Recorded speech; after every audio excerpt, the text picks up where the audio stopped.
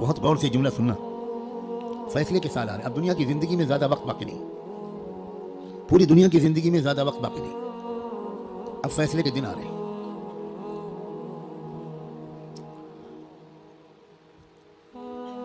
پہلے جیسا اب زمانہ نہیں ہے. ایک ایک دن جو گزر رہا ہے یہ فیصلے کے دن سے ہمیں قریب کر رہا ہے. اور فیصلے کے دن کی جو سب سے بڑی علامت ہے جب فیصلے کا دن قریب ہے وہ ہے فلسطین کے حالات. کیونکہ اب بہت بڑے بڑے واقعات ہوں گے. دجال کی آمد بھی بہت دور نہیں ہے, اور حضرت عیسیٰ کی آمد بھی بہت دور نہیں ہے, اور امام مہدی کی آمد بھی بہت دور نہیں ہے. اب مسئلہ یہ ہے کہ اگر اب بھی ہم گناہوں کی زندگی میں لگے تو ہمیں اللہ دجال کے ساتھ کھڑا کر دے گا, توبہ کی توفیق بھی ہم سے چھین لے گا. حضرت امام مہدی کے دشمنوں کے لشکر میں ہم کھڑے ہوں گے. اب یہ دیکھو, یہ وہ وقت ہے, کچھ پتہ نہیں کس وقت اگلا قدم اٹھ جائے. جو نشانیاں اللہ کے رسول نے بتائی تھی آخری فیصلہ کن دور کی بڑی تیزی کے ساتھ آ رہی. اس میں ایک نشانی یہ تھی کہ بہت بھیانک جنگ ہوگی یہودیوں کے درمیان اور اصلی ایمان والوں کے درمیان. اس لیے جو کچھ اس وقت غزہ اور فلسطین میں ہو رہا ہے اس سے ہر ایمان والے کا ایمان ہزاروں گنا ہر منٹ میں بڑھنا چاہیے, اس لیے کہ وہی ہو رہا ہے جو اللہ کے رسول بتا کر گئے تھے. جس وقت وہ آپ بتا رہے تھے اس وقت تو فلسطین میں کوئی مسلمان تھا ہی نہیں, اور آپ یہ بتا رہے ہیں کہ ایک بھیانک جنگ ہوگی, خطرناک جنگ ہوگی, یہودیوں اور ایمان والوں کے مابین ایک خطرناک جنگ ہوگی. آپ بتا رہے ہیں کہ ایک علاقہ ہوگا جہاں سچے پکے مومن جان دے رہے ہوں گے اور جان لے رہے ہوں گے, قربانیاں دے رہے ہوں گے. مسجد اقصیٰ کی حفاظت میں نوجوان جوک در جوک شہید ہو رہے ہوں گے.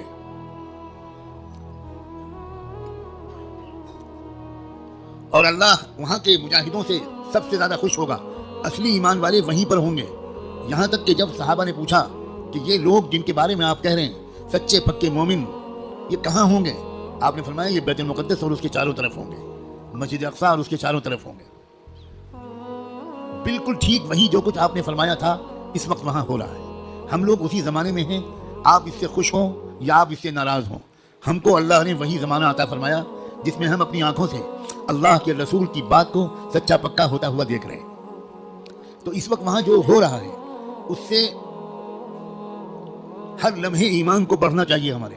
یہ ہمارا ایمان کی مضبوطی کی وجہ ہے. لوگ الٹا سمجھ رہے ہیں. یہ جو کچھ وہاں پر ہو رہا ہے اس سے خوف اس کے دل میں آ رہا ہے جو سمجھا ہوا نہیں ہے, ڈر وہ رہا ہے جو سمجھا ہوا نہیں ہے. لیکن جو سمجھا ہوا ہے قرآن و حدیث کو, اللہ کے رسول کی باتوں کو, وہ یہ کہہ رہا ہے کہ یہی تو وہ فرمایا تھا اللہ کے رسول نے, جو ہو رہا ہے وہی ہو رہا ہے جو اللہ کے رسول فرما کر گئے تھے. اس کا مطلب یہ ہے کہ آپ کی نبوت برحق ہے, آپ سچے رسول ہیں. آپ نے اس وقت یہ فرمایا تھا جب اس کے کوئی آثار نہیں تھے.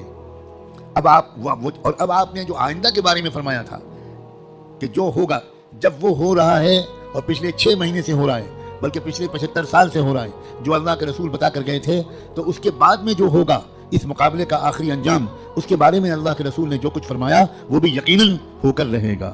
اور وہ کیا ہوگا؟ وہ یہ ہوگا کہ اللہ کے کلمے کا بول بالا وہاں سے پھیلنا شروع ہو کر پورے عالم کی ہر کچی پکے گھر میں اللہ کا کلمہ داخل ہوگا. پوری زمین پر انصاف کا نظام قائم ہوگا, اللہ کا حکم چلے گا, باطل ٹوٹے گا, حق کا غلبہ ہوگا. ایمان والوں کو اللہ تعالیٰ عزت, حکومت, اقتدار, طاقت, غلبہ دیں گے, ان کی قربانیوں کے انعام کے طور پر ضرور دیں گے. اور پھر دجال کا قتل ہوگا, دجال سے چھٹکارا ملے گا. پوری دنیا میں لا يبقى بيت مدر ولا وبر الا وتدخل فيه كلمة الاسلام بعز عزيز او بذل ذلیل. اللہ کے رسول کی حدیث کے الفاظ ہیں کہ کوئی کچا پکا گھر یا کوئی خیمہ ایسا نہیں بچے گا جس میں اللہ کا کلمہ داخل نہ ہو جائے, طاقت کے بل پر یا قبول کر کے داخل ہو کر رہے گا. اس لیے لوگوں یہ بہت چوکنا رہ کر جینے والا زمانہ ہے. اگر اسی طرح غفلت میں رہے جس طرح اب تک جی رہے ہیں تو ہمیں خبر بھی نہیں ہوگی, اور اللہ کی طرف سے فیصلہ ہو چکا ہوگا کہ اس نالائق, فاسق, فاجر, خطاکار, گنہگار مسلمان کو میں دجال کا ساتھی بناؤں گا. یہ امام مہدی کا ساتھی نہیں بنے گا, یہ حق کا ساتھی نہیں بنے گا, یہ سچ اور انصاف کا ساتھی نہیں بنے گا, یہ مظلوموں کا خادم نہیں بنے گا, یہ ظالموں کا ایجنٹ بنے گا, یہ ظالموں کا مخبر بنے گا, یہ ظالموں کا دلال بنے گا, 4 پیسے کے لیے تھانے پہ جا کر مخبری کرے گا. یہ فیصلہ کسی لمحے ہم میں سے کسی کے بارے میں ہو سکتا ہے, تو یاد رکھنا میں نے اللہ کی توفیق سے اپنی بساط کے مطابق بہت لمبی بات کو چند جملوں میں سمیٹ کر آپ کے سامنے رکھ دیا ہے. قسم کھا کے کہتا ہوں اس میں ذرا بھی مبالغہ نہیں ہے. فیصلے کا دن قریب ہے. اب اگر گناہوں کی طرف واپس لوٹے, اب اگر پچھلی زندگی کی طرف واپس لوٹے, جن غلطیوں کو چھوڑنے کا فیصلہ کیا ہے, بار بار اللہ تعالیٰ سے عہد کیا ہے, بار بار رو رو کر انفرادی اور اجتماعی طور پر یہ ارادہ کیا ہے کہ اب گناہ کی طرف واپس نہیں جائیں گے. دوستو اب اگر واپس گئے تو پتہ نہیں پھر دوبارہ توبہ نصیب ہوگی کہ نہیں. کیونکہ یہ جو دن اب آ گیا زمانہ, اس زمانے کو پہچاننا علماء کا فرض ہے. علماء کی ذمہ داری ہے کہ وہ اس دور کو پہچانیں. پچھلے دور کی روایتی باتوں سے کام نہیں چلے گا. اب آپ کو اکابر علماء کے پاس رہنا پڑے گا, کچھ مہینے گزارنے پڑیں گے, تربیت لینی پڑے گی, ان کا اعتماد حاصل کرنا پڑے گا. جب اعتماد ہوگا تب وہ آپ کو خاص خاص باتیں بتائیں گے, تب وہ آپ کو اپنے سینے کا علم منتقل کریں گے, تب آپ کو وہ امانت سونپیں گے, آپ کو ایک ذمہ داری سونپیں گے کہ بھئی کس طرح امت کے عوام اور خواص کو, امت کے مردوں اور عورتوں کو, اور خاص طور پر امت کے نوجوانوں کو کس طرح سنبھالنا ہے. سب سے زیادہ بنیادی بات اس وقت مجھ کو اپنے سے بھی کہنی ہے اور آپ سے بھی, وہ ہے استقامت. اب جمنا ہے, کہو انشاءاللہ.